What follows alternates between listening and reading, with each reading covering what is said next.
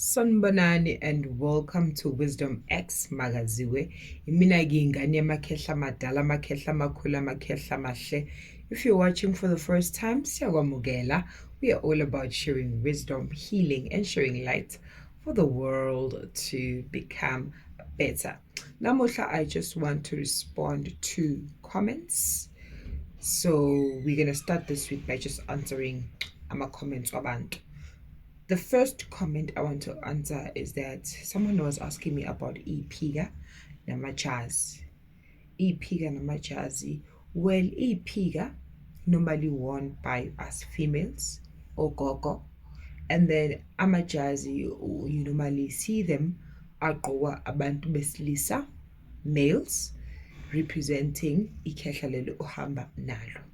Isipiga okanye ijazi onikezwa lona usuke unikezwa yingelosi yakho, usuke unikezwa isithunywa sakho, meaning you represent ingelosi lo ohamba naye. So let's say you are given isiphika nje esimhlophe esiplain, it represents your angel.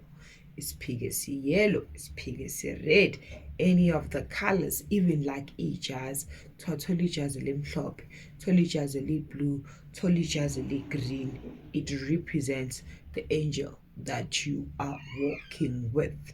And like I said in my previous video, mangikhuluma ngey'ngubo zakamoya, kule iphika namajazi esiwagqokayo aneyimfihlo. Kuneyimfihlo ngaphakathi, kodwa iy'mfihlo are meant to be known by you and you only. So when you go to the person othungelayo, ufike utshele yena ukuthi lalela, ngicela ukuthi ungenzele ingubo, preferably uweya kumuntu vele oboniswe yena ojwayele vele ukuthunga iy'ngubo. Uyamtshela ukuthi ingubo yami kumele kube nje, ibe nje, ibe kanje, ibe kanje. Ayizilele, akuthungele yona, and then that's it. And normally, mawuyingane yesithunzi, you will start with white. But isikhathi masiloko lesihamba, you're going to grow, ingolosi yakho iyakhula.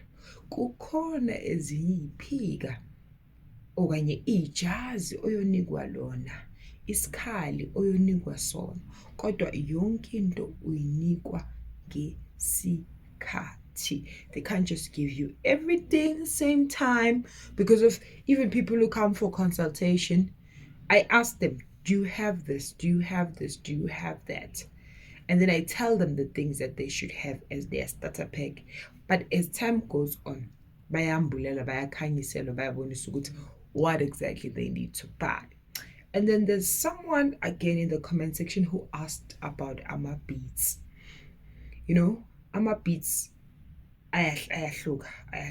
We have traditional people, izangoma efaka beads, and the normal beads that we normally see ezangomeni, it's white, red, abanye bafaka purple, abanye bafaka blue, abanye bafaka.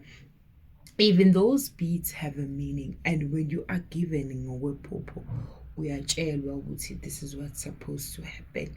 Wagqoke, why uwagqoka, uphakamisani uma uwagqoka.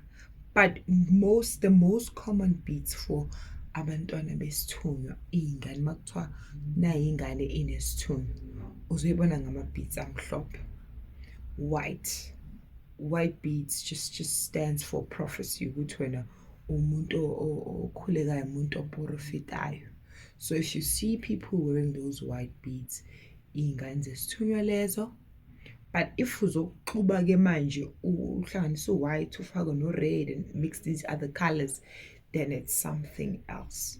You are leaning towards the traditional side of things. I know people will say, ngane yamakhehla. We see that you're also elevating in the spirit. Of course, yes, I'm elevating in the spirit. Kuyakhula emoyeni. Ingilosi ayihlali incane.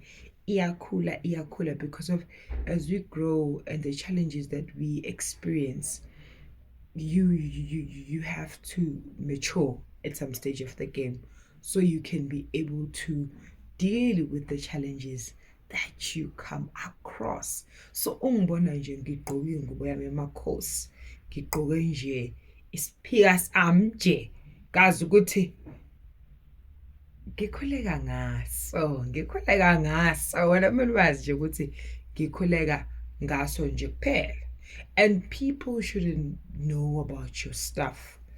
Yes, they will see things, they will see you wearing your things, but you don't have to explain. Abantu bakamoya, abantu abaphiwe ngokomoya, they will see through you ukuthi hayi sobuka madoda. Hallelujah, hallelujah. And trust you me, swallow uvalo, step out of fear, take instructions, listen to your intuition, implement things. When you're shown things, buy things, do them.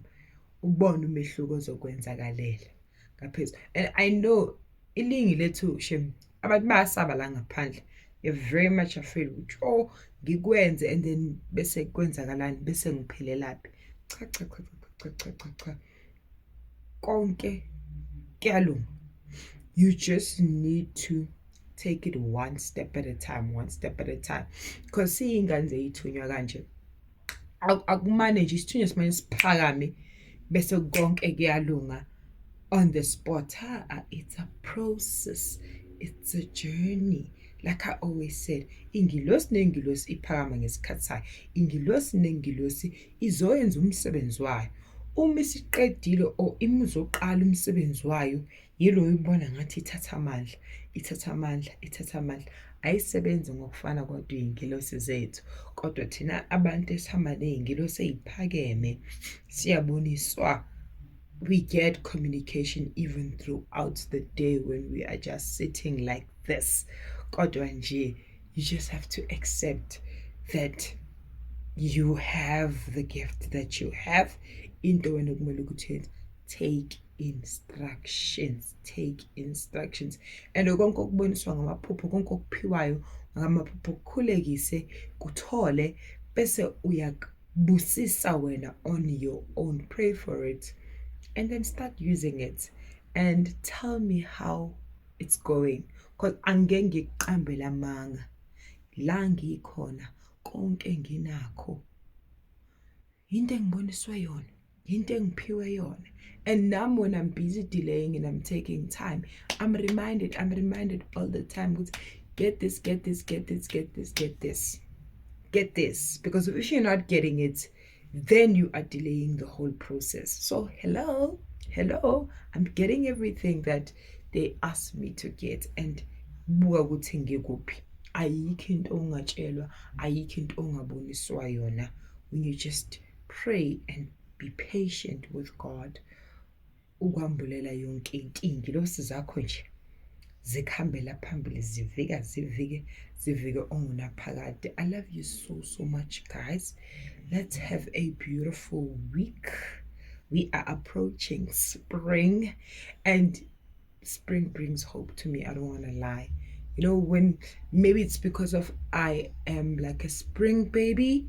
You know, I was born in spring. So nje, and spring comes, ingane yamakhehla iyazalwa. So bekuzalwa thina-ke. Hallelujah man, kuyalunga. So I love you so much, guys. Akube ubumbano nozwano nothando ngaphakathi kwamakhaya wenu. Leave a comment if you have things that you want me to talk about in this channel. If you're requesting something that you need me to touch on, leave it on the comment section. Mwah.